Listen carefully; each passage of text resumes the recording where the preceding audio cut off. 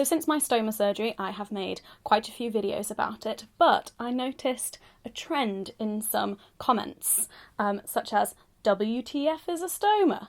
I can't seem to understand where the stoma is located inside the body. When you first talked about the stoma, I didn't really know what it looked like. I would have thought it had a piece of plastic or some kind of valve with a threaded or connectable feature which the bag is attached to.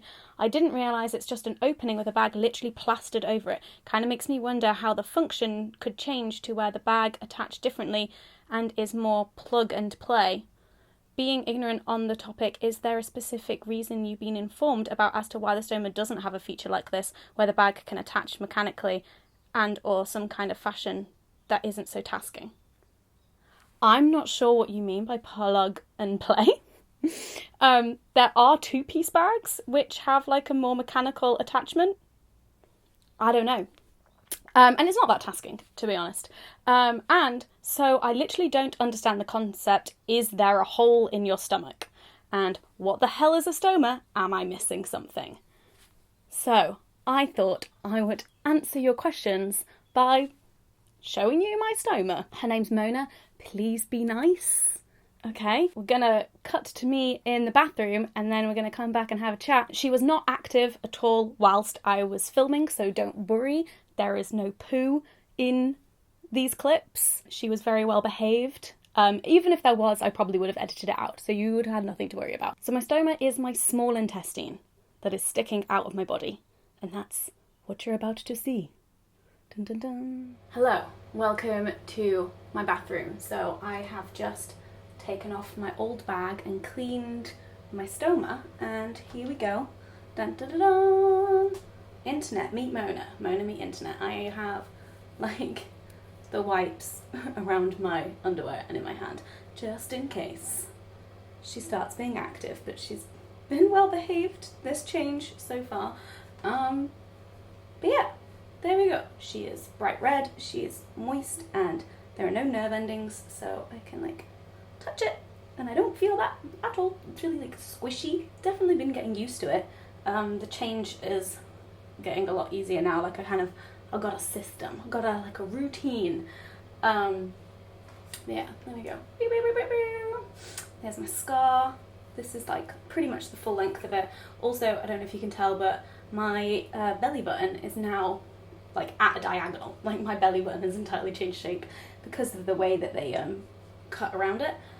I also have a little scar here, which was where I had like my wound drainage tube in, which was like a long yellow corrugated plastic tube, and that took forever to heal, and so it's like scarred a little bit. It's really weird. Like, I was contemplating whether or not to do this, and one of the reasons why I was like, oh, maybe not, is because it feels really intimate, like I'm showing you my genitals, and then when I think about it, I'm actually showing you my bumhole.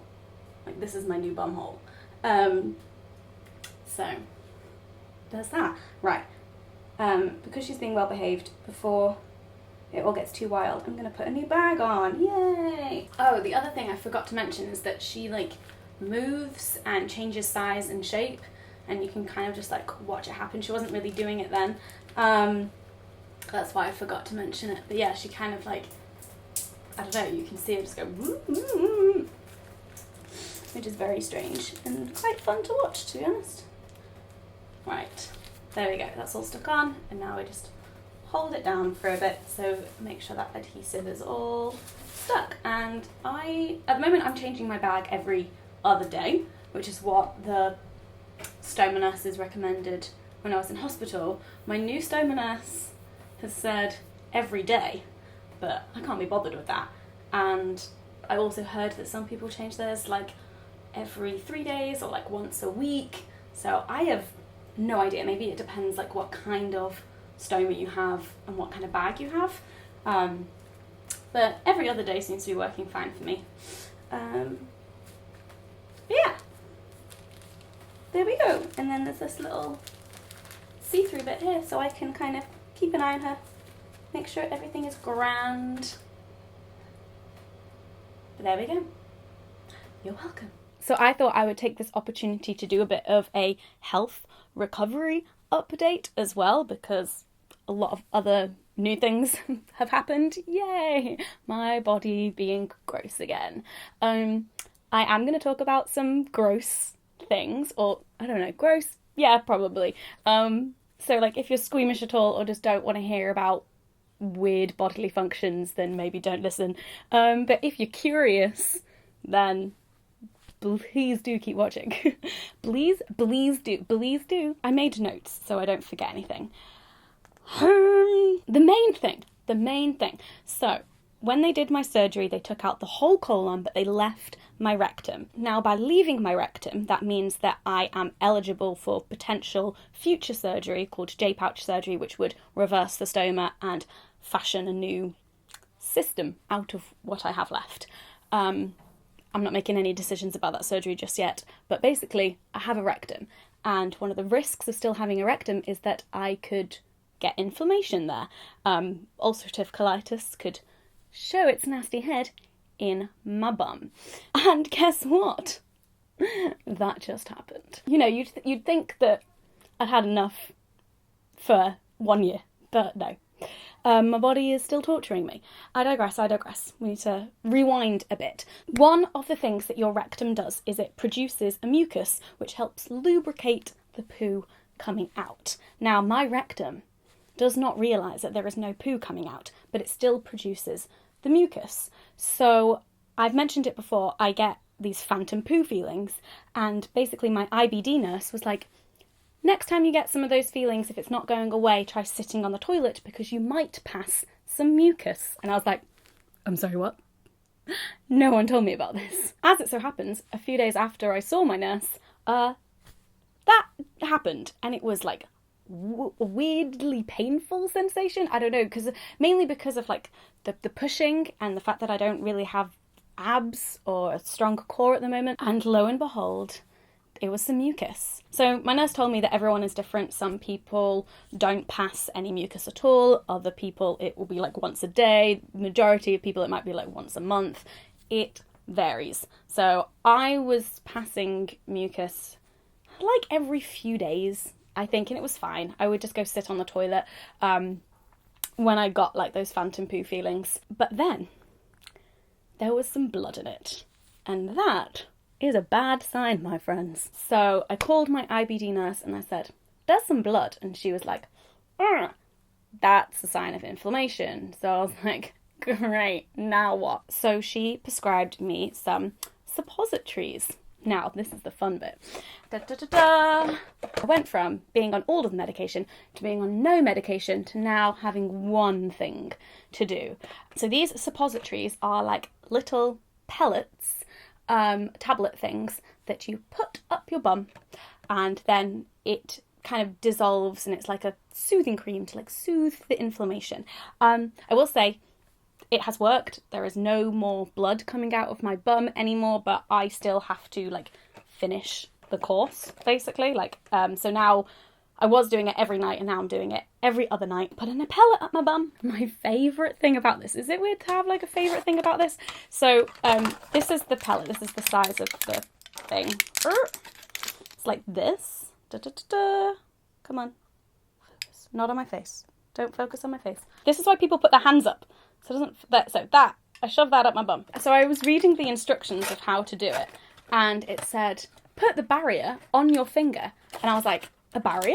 As in like a condom? Am I supposed to put a condom on my finger to put it up my bum? And then I dug further into this box, and these are my favourite. These are little finger condoms. Like, I've got a little box. They're like this. And then you just roll it down onto. I'm not going to fully roll it because I want to use this. But yeah, look at that. And you just roll it. And I got some little finger condoms. I want to know where you can get these.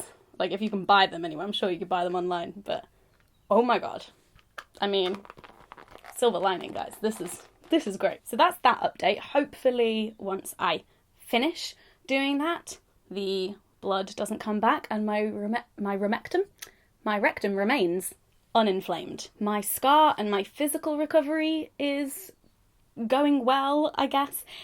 It's at the point where it feels like diminishing returns. Like, I've recovered so much, I've come so far, but now every improvement is just smaller and less noticeable.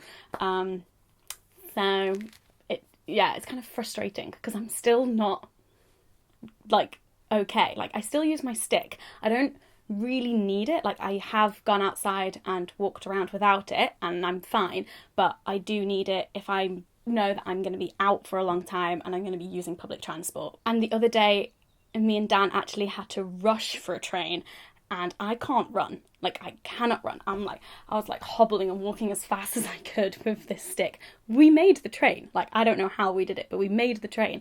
But just like that quick sprint, my sprint, it just completely destroyed me. Like, I was in a lot of pain and couldn't really breathe. Like, my heart rate went up so fast, like as if I'd just done some extreme exercise, but all I'd done was like hobbled a bit faster. So that was kind of like a real wake-up call for me, I guess, because I was just like, oh, I'm fine, like, I'm moving around, I'm walking, and then that happened, and I was just like, oh, I am not a normal person right now. What is normal? Ugh, hate that word. Mentally, not doing so great. I think it's because of the diminishing returns in terms of recovery, and also my mental capacity just isn't there. And I find being a self-employed person and my job being very like self-startery, like I need to be able to motivate myself. I don't have like somebody being like, do this, which I would really appreciate right now, because it's like I don't have the capacity to really embark on big projects. I can do these videos, I can do like little things, but big stuff just overwhelms me right now, and my brain's just like, nope. And I think because my brain can't do a lot, and because my body can't do a lot, it just makes me sad. So I'm a bit sad right now. I actually wrote out a big blog post about it when I was having like a really sad day. I don't know if I'll post it. My website has relaunched, by the way, so I am going to be writing more blogs, so I may post that, depending on how sad it is, because it was definitely written in like time. But yeah, hannahwitton.com. Travel! So I have booked my first trip. I have booked a trip to California. I'm so excited. I'm going to LA and Palm Springs. I'm so excited to get some sun and holiday. And I used my air miles to upgrade to premium on the way out and upper class on the way back. So I'm just like, I need this. I might just cry with happiness. There is an update on my health and recovery process, and you have now met Mona. I very much value and appreciate the folks in my community who also have stomas, and all of your lovely insight and support that you have given me. Like, oh my god, thank you so much.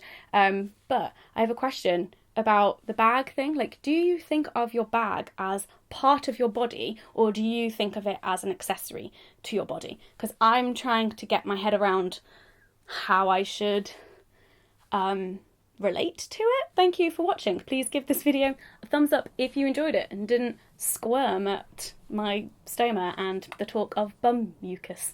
Don't forget to subscribe, because I make new videos every week, and hit that notification bell so you know when I upload. Alright, bye!